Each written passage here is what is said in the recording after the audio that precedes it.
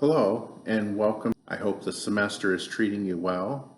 We're coming down to the end. This is our last module of new material in the course. So after this, we're going to have a module related to studying for the final exam. And I hope you all will take the final exam seriously. I think that the midterm grades, they vary greatly. I'm sure that a few of you are disappointed in how you did, while others of you are probably quite happy. Well, when we look to the final exam, it's going to be a significant part of your grade, and I think that you're going to want to focus on it. However, this module that we're doing right now is going to cover three of the most interesting topics, at least for many of the people who study American government, political behavior. And so this is going to include public opinion, this is going to cover campaigns and elections, and it's going to cover the mass political parties that we have in the United States. And we're going to look at Chapter 12, which is going to deal with a great deal with political development in the United States. And I think that if you're interested in elections, that you'll really enjoy this, right? If your great interest is sort of in how things work once people get into office, then you've already had a wonderful and exciting semester of learning all about that.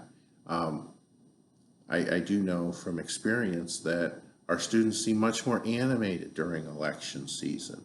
So I imagine that many of you are going to be thinking about this and the rather interesting last election we had, right? Turnout very high, election very controversial. One of the few times that a sitting president has been turned out of office, at least in the last 100 years.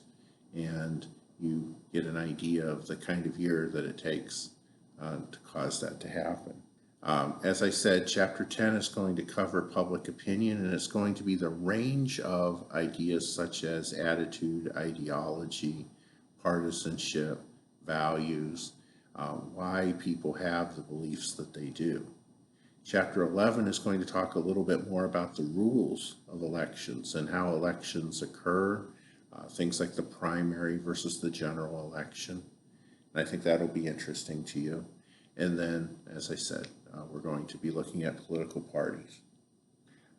Whatever it is, right, we all have some foundational origin story for our understanding of our place in the American political community.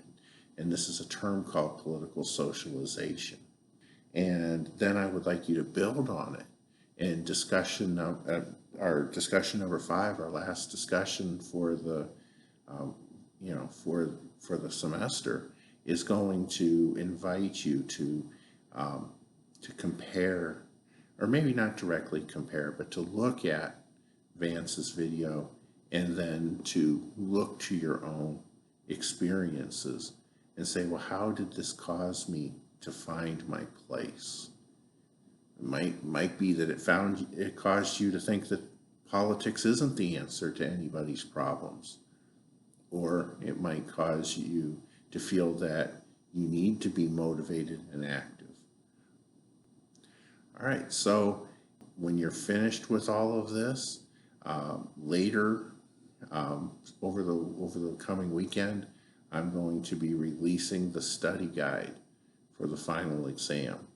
So the sooner that you're able to get done with all of this material, the sooner that you'll be able to start thinking about the final exam and what you need to do to succeed on that exam and get the grade that you wanted and you deserved when you started this semester.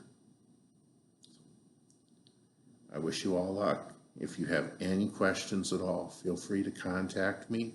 I encourage you to talk to me if there's anything that you need as we prepare to finish the semester strong.